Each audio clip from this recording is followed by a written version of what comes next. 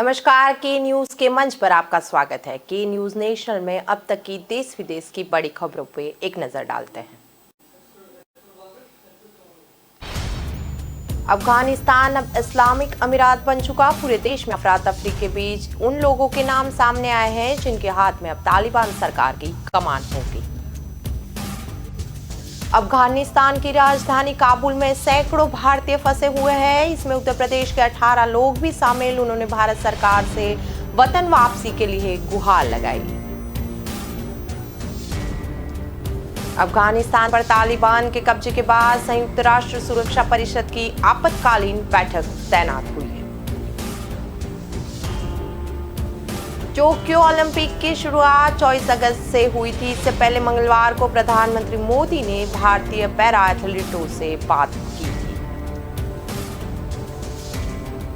पाली के देसूरी थाने में एक सनसनीखेज मामला दर्ज हुआ। 2 साल पहले घर से लापता हुई विवाहिता ने अब अपहरण व सामूहिक रेप का मामला दर्ज करवाया है। खबरें विस्तार से देखते हैं। तालिबान के 5 खूंखार चलाएंगे सरकार। अफगानिस्तान अब इस्लामिक अमीरात बन चुका है। मौलवी हिब्बतुल्लाह अख्तुनजादा इसके अमीर अल मोमिनीन घोषित हुए। तालिबान ने राष्ट्रपति भवन और संसद समेत सभी सरकारी इमारतों पर कब्जा जमा कर लिया। पूरे देश में अफरा तफरी के बीच उन लोगों के नाम सामने आए हैं अब जिनके हाथ में तालिबान सरकार की कमान होगी। हिब्बतुल्लाह अख्तुनजादा के अलावा मुल्ला अब्दुल गनी बरादर, मुल्ला मोहम्मद याकूब, सिराजुद्दीन हिक्लानी और मुल्ला अब्दुल हकीम को अहम जिम्मेदारी सौंपी जाएगी। इसमें से कुछ 1996 से 2001 तक चली तालिबान सरकार में भी शामिल थे, तो कुछ नेताओं ने अमेरिका के खिलाफ 20 साल चली जंग में अहम भूमिका भी निभाई है। मौलवी हिब्बतुल्लाह खान फतवों का मास्टर, मुल्ला अब्दुल गनी बरादर शांति वार्ता के हिमायती होंगे। मुल्ला मोहम्मद याकूब तालिबान के फाउंडर का बेटा है। सिराजुद्दीन हक्कानी आत्मघाती हमलों का मास्टरमाइंड। मुल्ला अब्दुल हकीम शरीयत का जानकार और चौक जस्टिस बताया गया है। अफगानिस्तान की राजधानी काबुल में सैकड़ों भारतीय अभी फंसे हुए हैं। इसमें उत्तर प्रदेश के 18 लोग भी शामिल हैं। वे वहां एक स्टील फैक्ट्री में काम करते थे। उन्होंने भारत सरकार से वतन वापसी के लिए गुहार लगाई। इन लोगों में चंदौली के अमोदपुर गांव के सूरज भी शामिल है। सूरज ने घर वालों को फोन करके कहा कि वहां की हालत बहुत खराब है। यूपी के कुछ और लोग उनके साथ फैक्ट्री में काम करते थे। सभी का पासपोर्ट फैक्ट्री का मालिक लेकर चला गया। यहाँ कोई सुनवाई नहीं हो रही। अगर जल्द यहाँ से नहीं निकाला गया तो हम सभी मारे जाएंगे। अफगानिस्तान के मौजूदा हालातों को देखते हुए भारत सरकार ने अफगानिस्तान में भारतीय राजदूत रुतेंद्र टंडन और स्टाफ को वापस बुला लिया है। वायुसेना का global master C-70 aircraft Kabul से 150 लोगों को लेकर गुजरात के जामनगर पहुंच चुका है। भारतीय राजदूत भी इसी विमान में आए हैं। हालांकि अभी भी बड़ी संख्या में भारतीय वहां फंसे हैं। सूरज के परिवार ने सरकार की उसकी सुरक्षित घर वापसी के लिए गुहार लगाई। वह सूरज के संपर्क में है और वीडियो कॉल से भी बात कर रहे हैं। वहां के हालात जानकर उन्हें डर लग रहा है। सूरज के पिता ने भी उन्हें वापस लाने की गुहार लगाई। सूरज 2014 में शादी हुई थी। उनकी पत्नी रेखा चौहान 2 साल का बेटा भी है। इस बीच गृह मंत्रालय ने अफगानिस्तान से भारत आने वाले लोगों के लिए नए नियमों में बदलाव किए। मौजूदा हालातों को देखते हुए इलेक्ट्रॉनिक वीजा की एक नई कैटेगरी इमरजेंसी MIC वीजा शुरू किया गया है। अफगानिस्तान से भारत आने वाले लोगों को जल्द से जल्द वीजा मिल सके, इसके लिए यह सुविधा शुरू की गई है।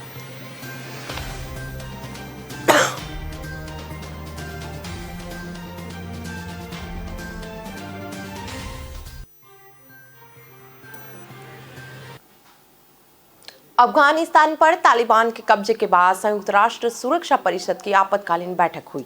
इस मीटिंग में UN महासचिव एंटोनियो गुटेरेस ने दुनिया के अफगान लोगों की मदद करने को कहा है।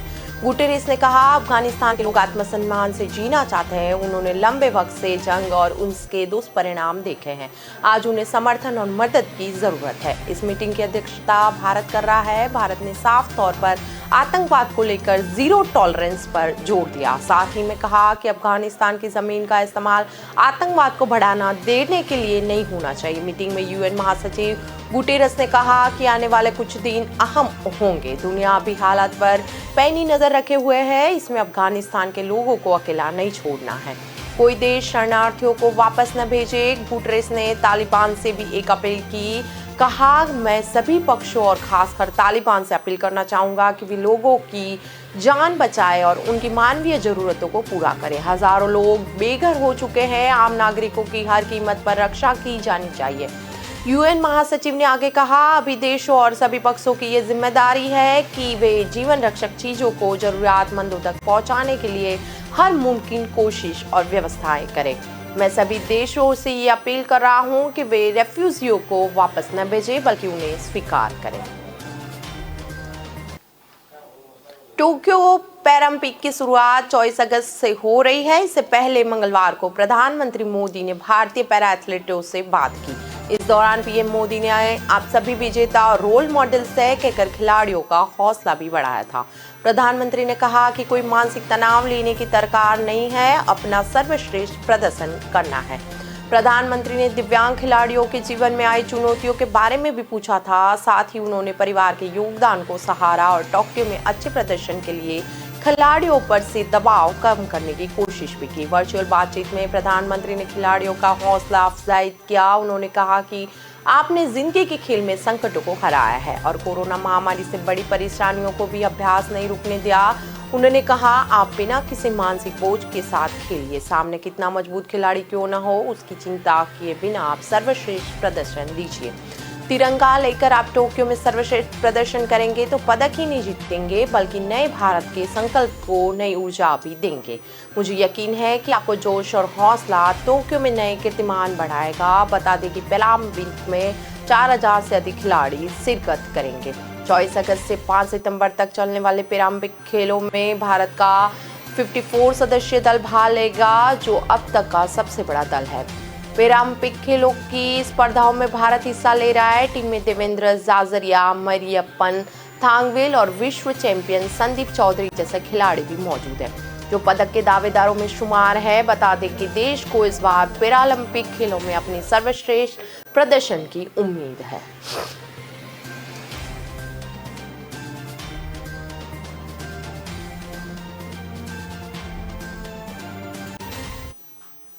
पाली के देसूरे थाने में एक सनसनीखेज मामला दर्ज हुआ है। 2 साल पहले घर से लापता हुई विवाहिता ने अब अपहरण और सामूहिक रेप का मामला दर्ज करवाया। रिपोर्ट में बताया कि 2 आरोपियों ने चाकू दिखाकर उसके साथ कई बार गैंगरेप किया। अश्लील फोटो भी खींचे गए। बेटी को मारने की धमकी भी मिली थी। वह गर्भवती हो गई, एक बेटे को जन्म दिया। रोज की मारपीट से परेशान होकर पड़ोसियों को अपनी पीड़ा बताई, जिसके बाद देसूरी थाना क्षेत्र निवासी उसके पति तक कुछ लोगों ने ये जानकारी पहुंचाई। वे अपने रिश्तेदारों के साथ पिपाड़ पहुंचे और उसे आरोपियों के चुंगल से छुड़ाया था। पुलिस ने पीड़िता की रिपोर्ट पर मामला दर्ज कर लिया। मामले की जांच सीओ पाली हिमांशु जांगिड़ कर रहे हैं। देसूरी थाना क्षेत्र निवासी पीड़िता ने रिपोर्ट में बताया, 16 अक्टूबर 2019 को बेटी की तबीयत खराब होने पर वह उसे लेकर नाडोल अस्पताल के लिए घर से निकली थी। कोई वाहन नहीं मिला तो पैदल ही चल रही थी। इसी दौरान एक जीप आकर रुकी। सवारी जीप समझकर वो अपनी बेटी के साथ उसमें बैठ गई थी। जीप में 5 लोग पहले से बैठे थे। जीप को तेज गति से जोधपुर की तरफ ले गया। रोकने की बात कहा तो चाकू दिखाकर जान से मारने की धमकी भी दी गई थी। उसकी बेटी को भी बंद कर दिया गया। रिपोर्ट में बताया कि गौरीलाल बाबरी ने चाकू दिखाकर उनके साथ कई बार रेप किया। ओमकार दिनेश सोनाराम निगरानी में लगा दिया। उसके वो भाग नहीं सकी थी। इसके अश्लील फोटो भी खींचे गए। फिर धमकी देकर कई बार रेप भी किया गया।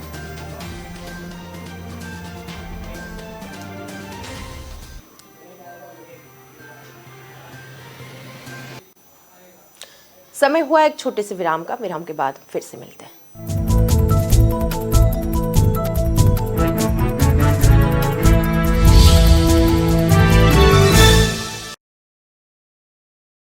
यह दंगल है देश का, सुलगती समस्याओं के जुलसते सवालों का होगा दंगल देश का। प्रशासन के प्रश्नों को लेकर होगा दंगल देश का। शिक्षा, स्वास्थ्य, समाज, कानून और व्यवस्था के आज क्या है हालात। सोमवार से शुक्रवार रोज रात 8 बजे जलपा क्षत्रिय के साथ दंगल देश का।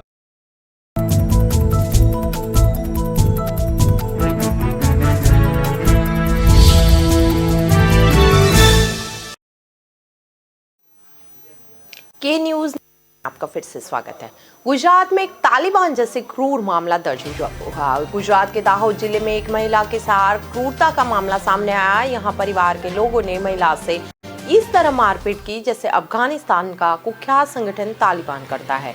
महिला की गलती सिर्फ इतनी थी कि उसने दूसरे समाज की औरतों से बात कर ली। घटना दाहोद जिले के फतेहपुरा गांव की है। यहाँ वलवई समाज और भाभोर समाज के बीच काफी समय से लड़ाई चल रही है। वलवई समाज की 50 वर्षीय एक महिला भाभोर समाज की महिला से बात कर रही थी। महिला के परिवार को इस पर ऐतराज था। महिला के बात करने से नाराज परिवार ने उसे बीच सड़क लात, घूंसे और लाठियों से पीटा और इसके बाद सड़क पर घसीटा। मौके पर मौजूद कुछ लोगों ने इसका वीडियो रिकॉर्ड की सोशल मीडिया पर वायरल कर दिया। वीडियो वायरल होने पर पुलिस एक्शन में आ गई। चंद घंटों में ही चारों आरोपियों दीता भाई बलवाई, पंकज भाई, पुरू भाई, वल भाई और रमन भाई को अरेस्ट कर लिया गया। बाद में महिला ने खुसकर पुलिस स्टेशन में शिकायत भी दर्ज करवाई। दाहोद पुलिस ने बताया कि महिला के साथ अभद्रता सिर्फ इस बात के लिए ही की गई क्योंकि वह भाभोर समाज की महिलाओं से बातचीत कर रही थी। उनके परिवार को यह बात पसंद नहीं थी और वह बार बार ऐसा करने से मना करते थे।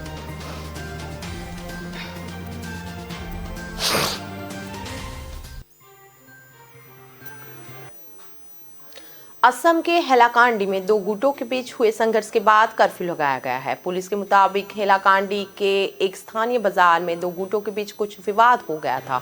विवाद इतना बढ़ा कि मारपीट की नौबत आ गई और देखते ही देखते बड़ी हिंसा हो गई थी। पुलिस के मुताबिक दोनों गुटों के बीच तैनात गानी में कई लोगों के साथ पुलिस जवानों को भी चोट पहुंची है। तनाव को देखते हुए हैलाकांडी के कुछ इलाकों में पूरी तरह से कर्फ्यू लगा दिया गया है।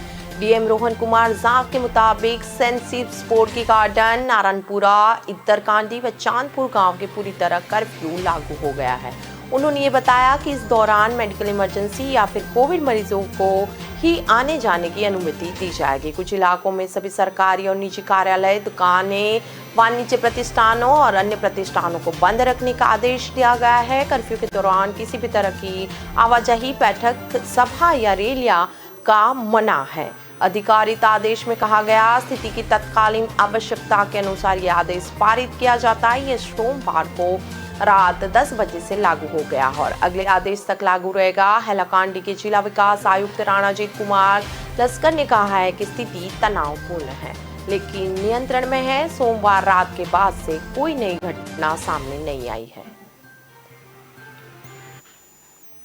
यूपी विधानसभा कार्यमंडल के मानसून सत्र के हंगामेदार रहने के आसार है। आज से शुरू हो रहे सत्र के दौरान विपक्ष वहां महंगाई, किसान, कोविड और कानून व्यवस्था समेत अन्य मुद्दों पर सरकार को घेरने की तैयारी में है।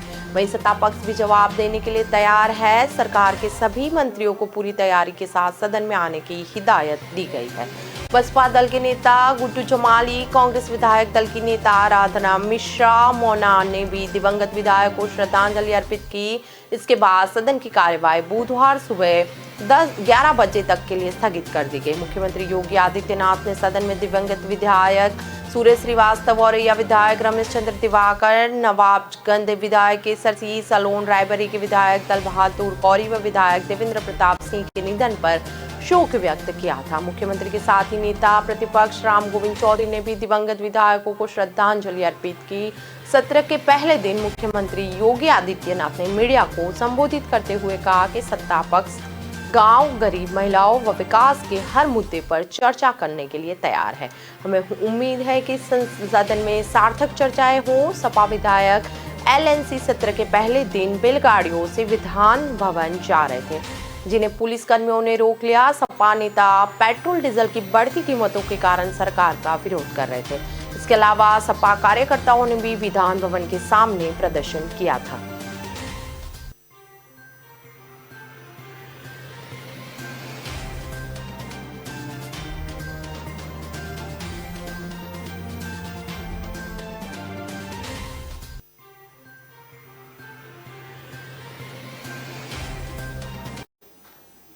कांग्रेस अध्यक्षा सोनिया गांधी ने देश की आजादी का 75वां वर्ष आरंभ होने के मौके पर सोमवार को लोगों से उसको लेकर आत्म अवलोकन करने का आह्वान किया। आज़ादी का क्या मायना है, और साथ ही उन्होंने कहा कि अब मौलिक अधिकारों और संविधान को कुचला जा रहा है, तब चुप रहना पाप है। उन्होंने ये भी कहा कि देश के लोकतंत्र को फिर से सही स्थिति में लाने की जरूरत है।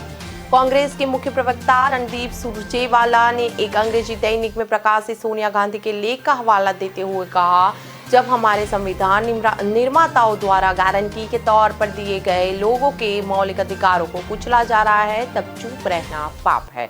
उन्होंने कहा कि इस लेख में कांग्रेस अध्यक्ष ने इस बारे में बात की है कि लोगों के लिए आज़ादी के 75वें साल के क्या मायने हैं।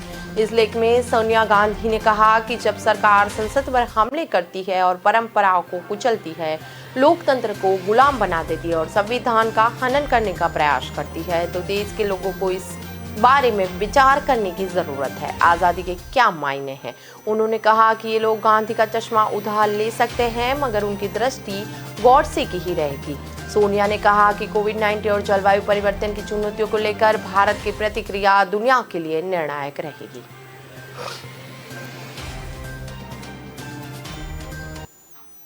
कोरोना मामलों को लेकर कल का दिन राहत देने वाला रहेगा। कोरोना मामले में आज के दिन बढ़ोतरी हुई है।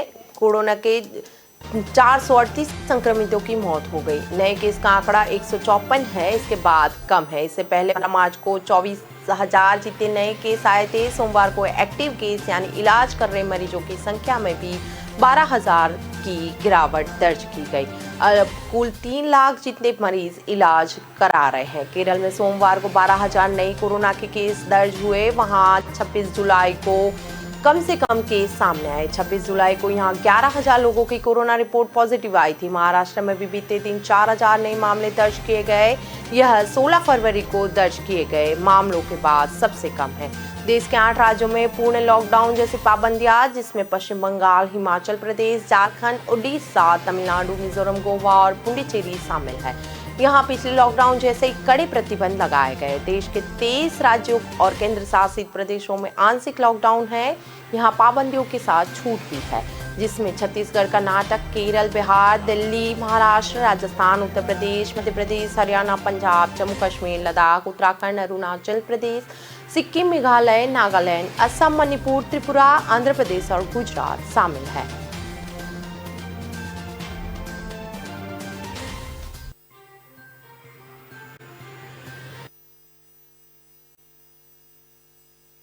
इसे विराम के लिए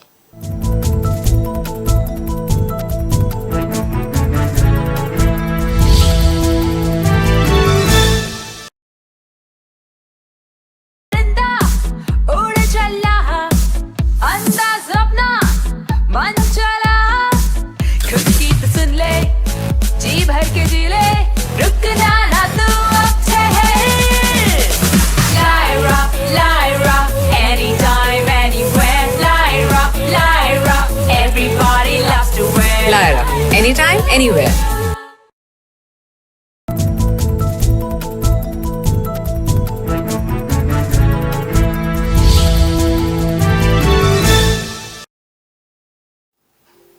ब्रेक के बाद के न्यूज नेशनल के मंच पे आपका स्वागत है। कोरोना महामारी के बीच मानव तस्करी का तरीका भी बदल गया। रास्ते से चमचमाती हुई लग्जरी बसें गुजरते देखे, जिसमें काले शीशे पर्दे लगे हो, तो एक बार संदेह जरूर कर सकते हैं, क्योंकि बसें बच्चों की तस्करी का नया जरिया बन गई है। बच्चों की तस्करी रोकने और उन्हें आजाद कराने के काम में लगी एनजीओ सेंटर डायरेक्टर के निदेशक सुरेश कुमार बताते हैं कि कोरोना के दौर में जब ट्रेनें रद्द रही, तो तस्करों ने तस्करी के लिए लग्जरी बसों का सहारा ले लिया है। इस कारण एनजीओ और सरकार को भी बच्चों को आज़ाद करने के मिशन में मुश्किलों का सामना करना पड़ रहा है। सुरेश बताते हैं कि पहले हमें ट्रेनों का समय पता था, स्टॉपेज पता था, हम बच्चों को देख के भी पता लगा लेते थे, लेकिन अब काले व पर्दों वाली बसों के जरिए हो रही बच्चों की तस्करी को रोकना मुश्किल हो गया है, क्योंकि अब अंदाजा लगाना मुश्किल है। सुरेश कुमार का कहना है कि प्राइवेट लग्जरी बसों का कोई समय नक्की नहीं होता। दिन में ये बसें खड़ी रहती है, रात को इसमें बच्चों को भरा जाता है और बिना किसी डर भय के एक स्थान से दूसरे स्थान पर भेजा जा रहा है। कभी कभी हम देखते भी है कि इस बच्चों से भरी है, लेकिन तेज रफ्तार बसों को रोकना नामुमकिन हो जाता है। सूरत आगे बताते हैं कि एक फैक्ट्री में पिंकू से बिना खाने पानी के 16 से 18 घंटे काम लिया जाता था। काम न करने पर पीटा भी जाता था, लेकिन परिवार के लोग बच्चों के साथ हो रही प्रताड़ना से अनजान रहते थे। जब वो बच्चों के पास पहुंचते तो उनसे लड़ने की हालत देख पैरों तले जमीन खिसक जाती थी।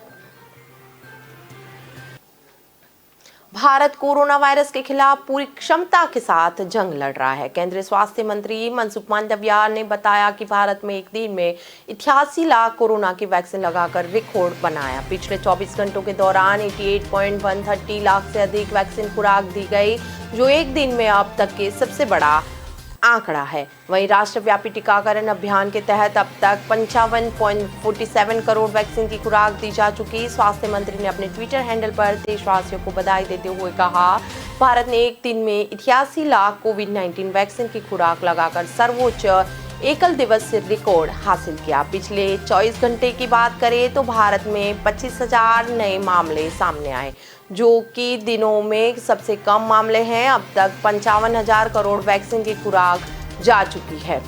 भारत का सक्रिय केस लोड वर्तमान में 3 लाख का है। 186 दिनों में सबसे कम केस लोड है। वह केंद्र सरकार को महामारी के खिलाफ बनाई गई रणनीति का भी परिणाम है कि लगातार मामले घटे हैं।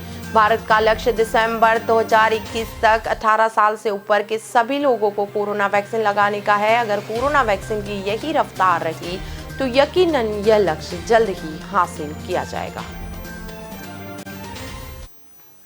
लाहौर में महाराजा रणजीत सिंह की प्रतिमा पर फिर हमला हुआ। पाकिस्तान में हिंदू और भारतीय इतिहास से जुड़े प्रतीकों को निशान बनाने का मामला थमने का नाम नहीं ले रहा है। ताजा मामला लाहौर का है। लाहौर में महाराजा रणजीत सिंह की प्रतिमा को एक बार फिर तोड़ दिया गया है।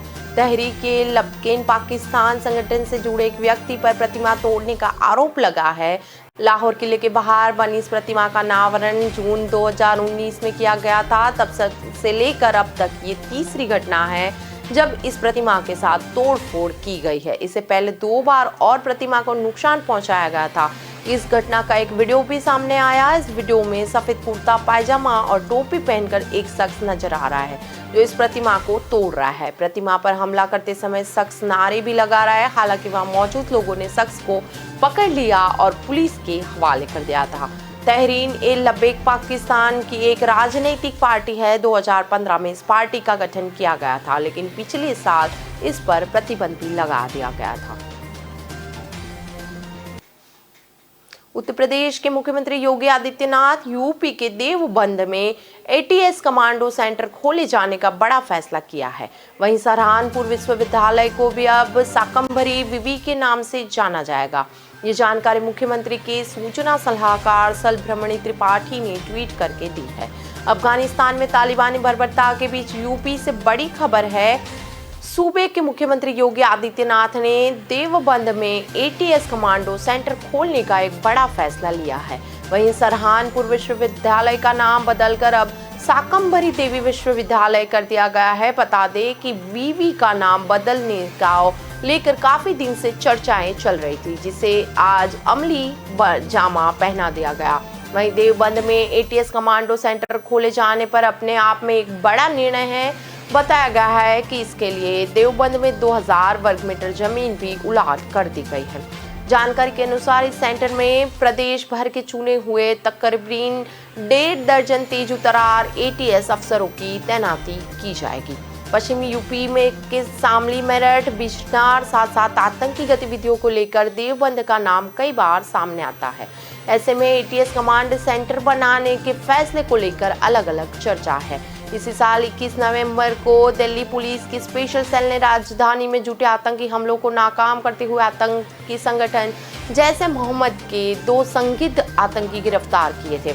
इन आतंकियों की पूछताछ के दौरान उनके मोबाइल से भी काफ़ी सबूत मिले। जांच के यह भी सामने आया था कि उन्होंने एक व्हाट्सएप ग्रुप भी बना रखा था। आतंकियों के इस ग्रुप का नाम जिहाद था। इसमें पाकिस्तान का भी एक साथ जुड़ा हुआ था, जिसके इशारे पर ये सभी लोग काम करते थे। इसमें देवबंद, दिल्ली, तेलंगाना के लोग भी जुड़े थे। दिल्ली से गिरफ्तार जैसे आतंकियों की पूछताछ में उसका देवबंद से कनेक्शन सामने आया, तो दिल्ली पुलिस उन आतंकियों को आज देवबंद लेकर पहुंची। पूछताछ की गई। अब फिर से खुफिया एजेंसियां पश्चिम यूपी में आतंकी इनपुटों को लेकर अलर्ट पर है। टीम इंडिया की नजरों में लॉर्ड्स की जीत। लॉर्ड्स टेस्ट में टीम जीत के बाद हर और इंडिया की गूंज हो रही है। दूसरी पारी में इंडियन बैटिंग लाइन अप का जितोड़ संघर्ष हर और तारीफ पा रहा है। खास तौर से 9वें विकेट के लिए की गई शमी और बुमराह को 89 रन साझेदारी ने सभी को गर्व से भर दिया है। पूरी टीम इंडिया इस जीत से बेहद कॉन्फिडेंट नजर आ रही है। सभी खिलाड़ियों ने इस जीत के बारे में कुछ न कुछ कहा है। कैप्टन कोहली को साथियों का तेवर पसंद आया तो समी ने कहा कि मेहनत का नतीजा मैदान में नजर आता है। भारत और इंग्लैंड के बीच लॉर्ड्स में खेला गया दूसरा टेस्ट मैच टीम इंडिया ने 151 रनों से जीतकर अपने नाम कर लिया। 5 मैचों की सीरीज में 1-0 की अहम बढ़त बनाई थी। भारत ने इंग्लैंड के सामने 272 रनों का लक्ष्य रखा, लेकिन मेजबान टीम सिर्फ 120 रनों के स्कोर पर ही सिमट गई। लॉर्ड्स के ऐतिहासिक मैदान पर भारतीय क्रिकेट टीम की यह सिर्फ तीसरी जीत रही। इससे पहले टीम ने कपिल देव की कप्तानी में 1986 में 5 विकेट और 2014 में महेंद्र सिंह धोनी की कप्तानी में 95 रन से लॉर्ड टेस्ट जीतकर इतिहास रचा था।